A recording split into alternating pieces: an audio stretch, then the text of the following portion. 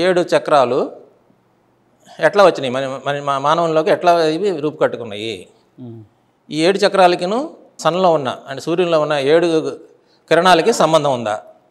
ఆ 7 కిరణాలు ఆయనకి ఎక్కడి నుంచి వచ్చినాయి? ఇవన్నీ ముందు తెలుసుకోవాలి మనం. సప్తర్షి మండలం నుంచి ఒక 7 కిరణాలు బయలుదేరినాయి.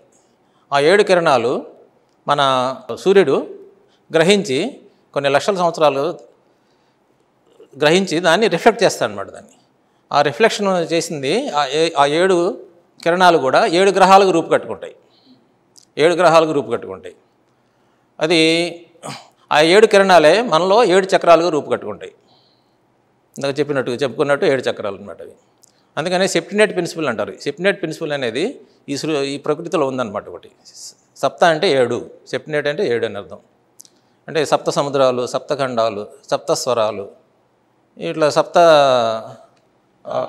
ధాతువులు, అలాగే సప్తస్వరాలు, 7 గ్రహాలు, ఇవన్నీ కూడా దీంతో ముడిపడి ఉన్నాయి అన్నమాట. ఈ డిసీజ్ అనేది ఈ చక్రాల్లోనే మెయిన్గా ఉంటుంది. వాటిని ట్రీట్ చేస్తే, వాటిని రెక్టిఫై చేస్తే తప్ప అది డిసీజ్ అనేది క్యూర్ అవ్వదని చెప్పి మన జ్వాలకుల మహర్షి గారు ఈసోటరిక్ హీలింగ్ బుక్లో చెప్పారన్నమాట.